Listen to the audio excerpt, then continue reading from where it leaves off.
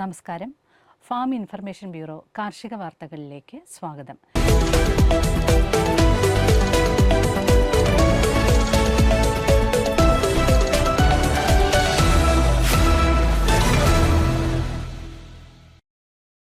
കേരള കാർഷിക സർവകലാശാലയുടെ കീഴിലുള്ള ഈ പഠന കേന്ദ്രം സോയിൽ ഹെൽത്ത് മാനേജ്മെൻറ്റ് എന്ന ഓൺലൈൻ പഠന സർട്ടിഫിക്കറ്റ് കോഴ്സിലേക്ക് അപേക്ഷ ക്ഷണിക്കുന്നു.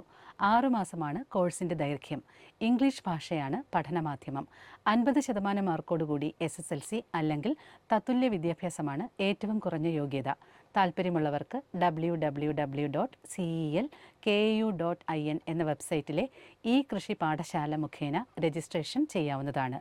Course 2026 May 15 ആരംഭിക്കുന്നതാണ്.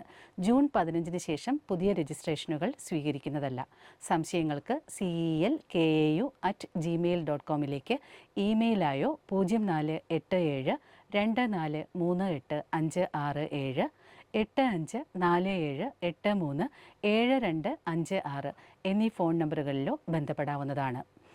റബ്ബർ ബോർഡിൻ്റെ കീഴിലുള്ള national institute for rubber training റബ്ബറിനെ ബാധിക്കുന്ന ഇലരോഗങ്ങളുടെ നിയന്ത്രണത്തിനായി ഡ്രോൺ ഉപയോഗിച്ച് മരുന്ന് തളി നടത്തുന്നതിനെക്കുറിച്ച് ഏപ്രിൽ 22 രാവിലെ 10:30 മുതൽ ഉച്ചകഴിഞ്ഞ് 12:30 വരെ ഓൺലൈൻ പരിശീലനം നൽകുന്നു.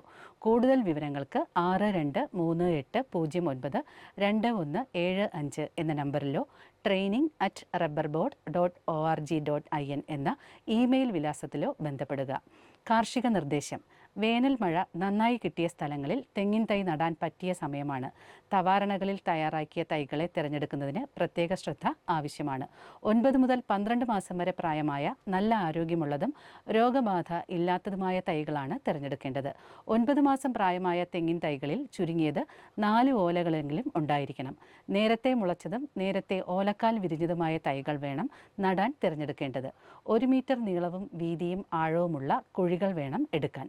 3-1 ആഴത്തിൽ വളക്കൂറുള്ള മേൽമണ്ണ് കൊണ്ട് കൂന കൂട്ടിയതിനു ശേഷം കൂനയുടെ നടുവിൽ കുഴിയെടുത്ത് തൈകൾ നടാം.